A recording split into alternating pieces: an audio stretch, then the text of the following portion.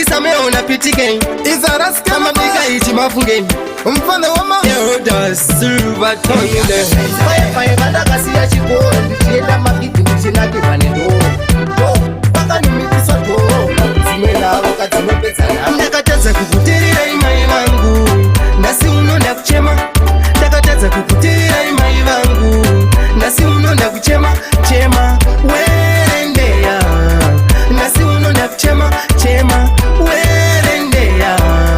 nhasi unonda kuchema chema ndamba kutoka onekwa nembajepawu nhasi unongochema ndakakuudza kare kare mwanangu chidorereka nzeve yako yeruchi uterere zvinongondirwadza mai kungogara ndichichema zvinongondirwadza mai nhasi unonzongochema kutirirai mai vangu nhasi unonda kuchema ndakatadza kukutirirai mai vangu nhasi unonda kuchema chema werendeya nhasi unonda kuchema chema werendeya nhasi unonda kuchema ndaita nharo pasingadiwewo nharo ndichiita rapu nchitisiye ndakadaro vabereki vangu nchitisiye ndakadaro asi nhasi unondovatemesa musoro ndikafunga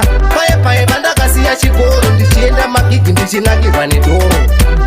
kwakanomitiswa dhoro dzimwe nharo kadzinopedzana ndakatadza kukutirirai mai vangu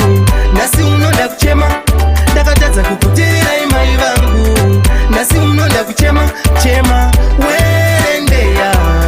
nhasi unonda kuchema chema werendeya nhasi unonda kuchema chema ndamba kutoka onekwa nembajepawu nhasi unongochema ndakakuudza kare kare mwanangu chidorereka nzeve yako yeruchi uterere zvinongondirwadza mai kungogara ndichichema